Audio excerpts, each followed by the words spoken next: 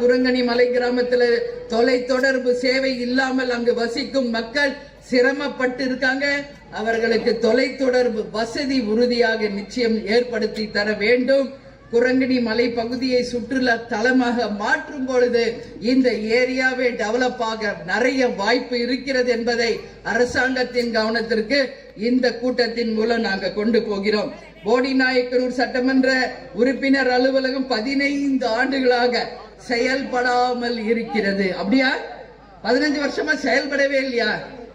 மூடி வச்சிருக்காங்களா? எம்எல்ஏ யாரு?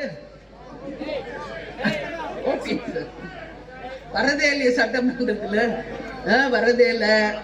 கூட்டுனர் கதவை திறக்கிறதே இல்லையா? 15 வருஷமா செயல் இழந்து கிடக்கிறது. அதனால நமது வேட்பாளர் அல்லது கூட்டணி வேட்பாளர் வரும் பொழுது நிரந்தரமாக பூட்டப்பட்ட அந்த பூட்டை உடைக்கப்பட்டு மக்கள் பயன்பாட்டிற்கு அந்த அலுவலகத்தை கொண்டு வந்து நிச்சயமாக அதை சரி செய்வோம். நம்ம மாவட்ட செயலாளர் சொல்றார், ஜெயலலிதா அம்மா இங்க போட்டி போட்டு எதிர்கட்சி தலைவரா ஜெயிச்சாங்க, அந்த மாதிரி எங்க அண்ணி வரணும்னு அவர் விருப்பத்தை அவர் சொல்லி இருக்காரு. நேத்து மதுரையில நாம் பேசும்போது மதுரை மத்திய தொகுதியில எங்க அண்ணி போட்டி போடணும்ன்றாங்க. கடலூருக்கு போனா விருதாசலத்துல போட்டி போடுங்கன்றாங்க. கள்ளக்குறிச்சிக்கு போனா நீங்க ரிஷிவந்தியம்ல போட்டி போடுங்கன்றாங்க.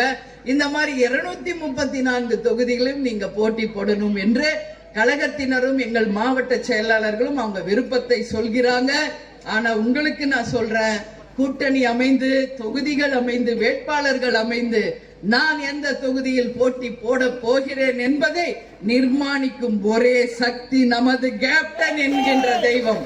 தெய்வத்தினுடைய ஆசீர்வாதத்தால் எந்த அணி அமைக்குதோ அன்னைக்கு அங்க நம்ம வந்து நிச்சயம் போட்டியிடுவோம், வெற்றி பெறுவோம். அந்த வெற்றி மக்களுக்கான வெற்றி என்று சொல்லி இந்த கூட்டத்திற்கு வந்த அனைவருக்கும் நன்றி. நான் வரும்போதே தூறல் ஆரம்பிச்சு மழை வருமான்னு நினைச்சேன். அப்படியே விலகி நம்மளுக்கு வழி விட்டுச்சு. கூட்டம் முடிஞ்சு மறுபடியும் மழை பெய்ய ஆரம்பிக்குது. அதனாலதான் நம்ம சொன்னார் தலைவர், நல்லவர்கள் லட்சியம் வெல்வது நிச்சயம். வருண பகவானே ஒதுங்கி நம்மளுக்கு வழி கொடுத்து நீங்க மீட்டிங் முடிங்க, அதுக்கப்புறம் என் வேலையை தொடங்குறேன்னு அவர் தொடங்கிட்டாரு. அதனால வருண பகவானுக்கு தேமுதிக சார்பாக நன்றிகளை தெரிவித்துக் கொள்கிறோம் என்று கூறி 8 திக்கும் நமது முரசு வெற்றி முரசாக கொட்டும் என்று கூறி